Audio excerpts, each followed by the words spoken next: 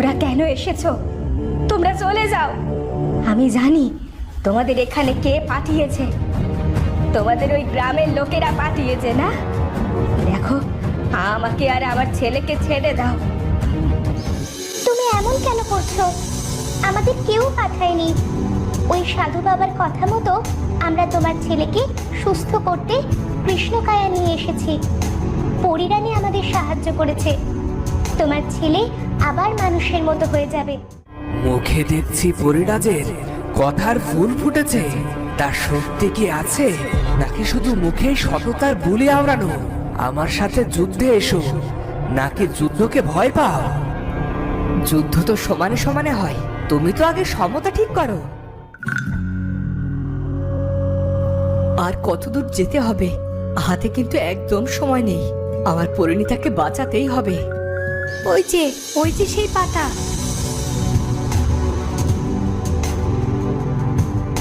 তখন রাজপুত্র দ্রুত কয়েকটা পাতা নিয়ে বাচ্চাটির সাথে চলতে শুরু করলো। ওদিকে পরিণীতার সময় কমে এসেছে। এখনো কেন রাজপুত্র ফিরে আসছে না? কি যে হবে? ধৈর্য ধরো পরিরানী। আমাদের অপেক্ষা করা ছাড়া আর কোনো উপায় নেই। সব নিয়তির হাতে।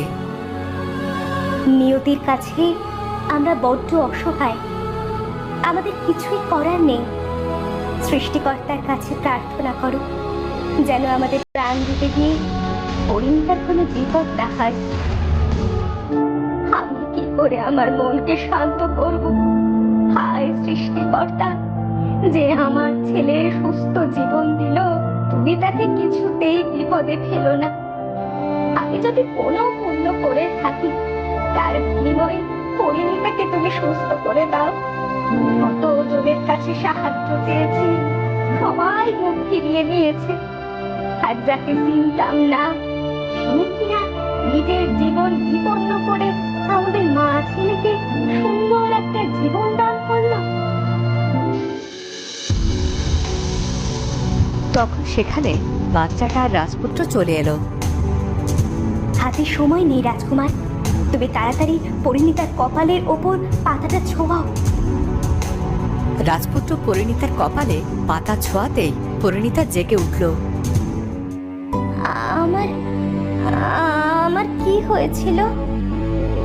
আমার এমন কেন লাগছে? তোমার কিচ্ছু হয়নি পরিণীতা, তুমি এখন একদম ঠিক আছো। তোমার বিশ্রামের প্রয়োজন। রাজপুত্র, তুমি পরিণীতাকে নিরাপদ স্থানে নিয়ে যাও। আমাদেরও ফিরতে হবে। পরি জেসমিন আমাদের অপেক্ষা করছে। তোমাদের জন্য আমাদের পরিস্থানের দরজা সব সময় খোলা থাকবে। তোমাদের কোনো প্রয়োজন পড়লে অবশ্যই আসবে। আমরা আসি। আপনাদেরকে অনেক ধন্যবাদ।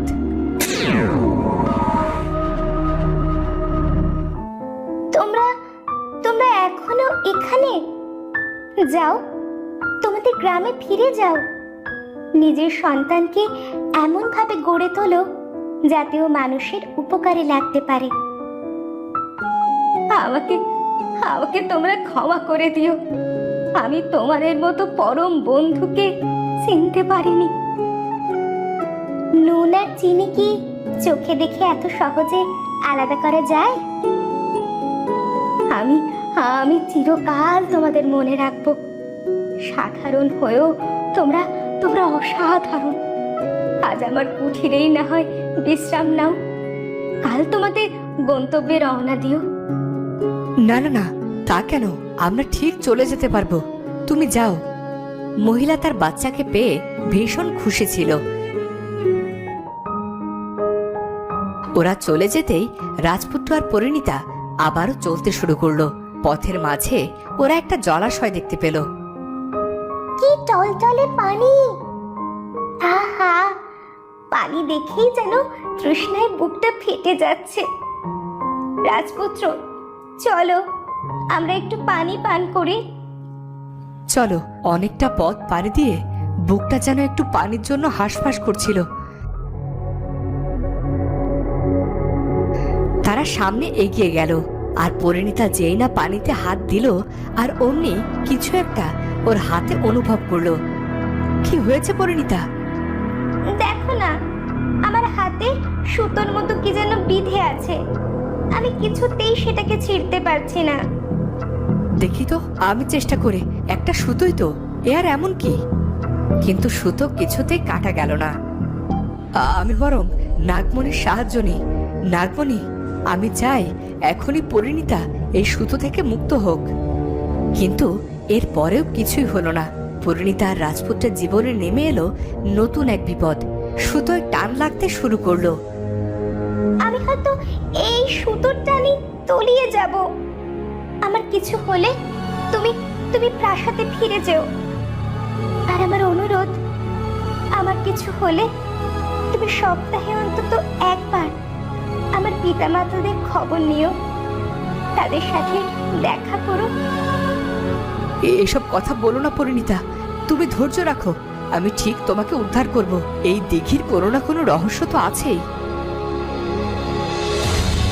তখনই সেখান দিয়ে যাচ্ছিল এক পথিক।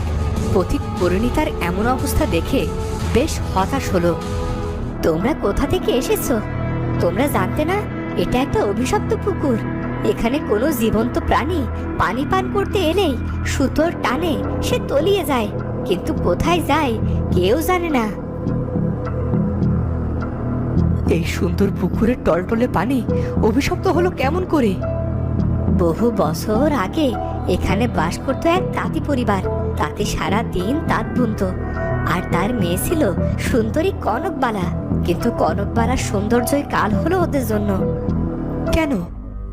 রাজার ছেলের পছন্দ হলো তাঁতি কন্যাকে। তারা লুকিয়ে দেখা করত। কেউ কেউ বলে তাদের বিয়েও হয়েছিল, তবে রাজার সেটা পছন্দ হলো না। তাই একদিন রাজা তাঁতিকে ডেকে অন্যত্র চলে যেতে বললেন। তাঁতি তো আর রাজার কথা ফেলতে পারে না, তাই সে রাজার কথা মেনে নিল। কিন্তু রাজপুত্র তাদের যেতে দিল না। সে রাজার সাথে তার ভালোবাসার ব্যাপারে কথা বলল।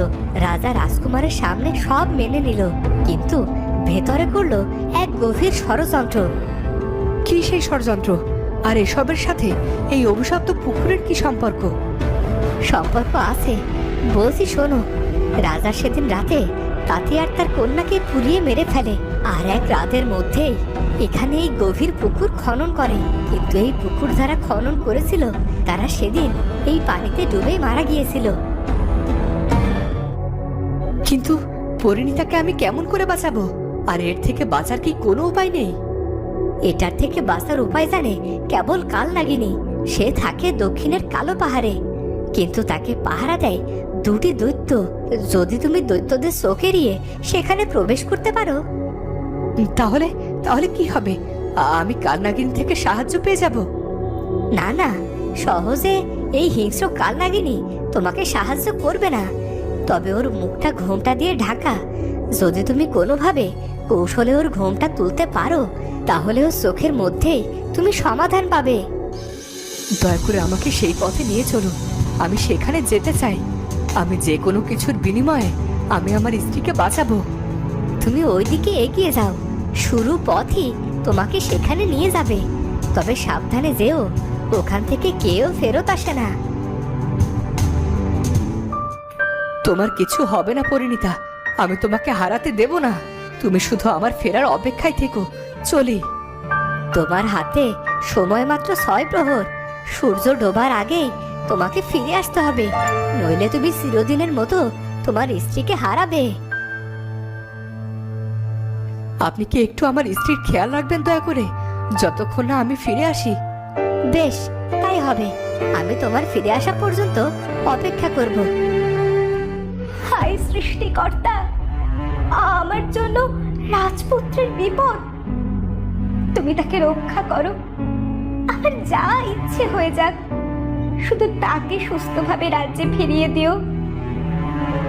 তোমাদের এমন ভালোবাসা দেখে আমি মুগ্ধ। আমি চাই না তোমাদের কোনো বিপদ হোক। রাজপুত্র গেল কালো পাহাড়ে ওই কাল নাগিনীর খোঁজে। পথ তো শেষই হচ্ছে না, হাতে সময় বড্ড কম। পথিক কি আমাকে সঠিকভাবে সাহায্য করলো? আমি পারবো তো পরিণীতাকে বাঁচাতে? এদিকে অভিশপ্ত পুকুরে কেউ একজন আটকেছে জানতে পেরে সেখানে ছুটে এলো সেখানকার রাজপুত্র অমৃত সিং। এই রহস্যময় পুকুর সবাইকে টেনে নেয়, কেবল আমাকেই কাছে টানে না, তোমার মতো একটা ভিনদেশী কন্যাকেও আমার তটিনীর পছন্দ হয়েছে। শুধু তার যত অভিমান আমার উপর। কে আপনি? আর তটিনী? কি তটিনী? আমি এই রাজ্যের রাজকুমার, তটিনী তাঁতি কন্যা। জানি না কেমন করে এই পুকুরে এলো আর কোথায় হারালো সে। তোমার সাথে যদি তার দেখা হয় তবে তাকে একটাবার বলো আমি এখনো তার অপেক্ষায় প্রহর গুনছি। সে তো আর নেই। চক্রান্ত করে তাকে তোমার পিতাই মেরে ফেলেছিল। না, আমার পিতা নয়, বরং সে আমাদেরকে ধোঁকা দিয়ে আমাদের বিপুল অর্থ নিয়ে সে আর তার তাঁতি পিতা রাজ্য ছেড়ে পালিয়ে গেছে। আমি তাকে আরো অধিক সম্পদ দিতে রাজি আছি, শুধু সে আমার সাথে একবার দেখা করুক। তার মানে তুমি চাও আমি অভিশাপের ফাঁদে আটকা পড়ি? না না, তা নয়। আমি চাই না কোনো নির্দোষের প্রাণ যাক। আমি শুধু চাই তার সাথে আমার একবার কথা হোক। আমি তাকে কত কি দিতে চেয়েছি, বারংবার সে সব কিছু প্রত্যাখ্যান করেছে আর আমার বাবার সামনে আমাকে ছোট করেছে। তোমার কষ্টটা আসলে কিসের? তটিনী নেই বলে, নাকি তোমাদের বিপুল অর্থ চলে গেছে বলে? সেটা আমি তটিনীকেই বলতে চাই। তুমি কি বিশ্বাস করো যে তোমার তটিনী এখানে আছে? হ্যাঁ, কারণ চারদিকে ঘুরেও আমি কোথাও তটিনীর দেখা পাইনি। তাহলে এই পানিতে তুমি কেন নামোনি? কেন এখানে তলদেশে গিয়ে দেখোনি কোথায় আছে তোমার তটিনী? তোমার কখনো জানতে ইচ্ছে করেনি কেন এমন করলো তটিনী? ধরে নাও একজন পিতার কাছে কারো পুত্রের ওয়াদা পালনের জন্য। ওয়াদা? এই কেমন ওয়াদা? তো বন্ধুরা, এবার কি হতে চলেছে? রাজপুত্র আর পরিণীতা কি তাদের জীবনের এমন ভয়ানক বিপদ হতে রক্ষা পাবে? সেটা জানবো আমরা পরের পর্বে।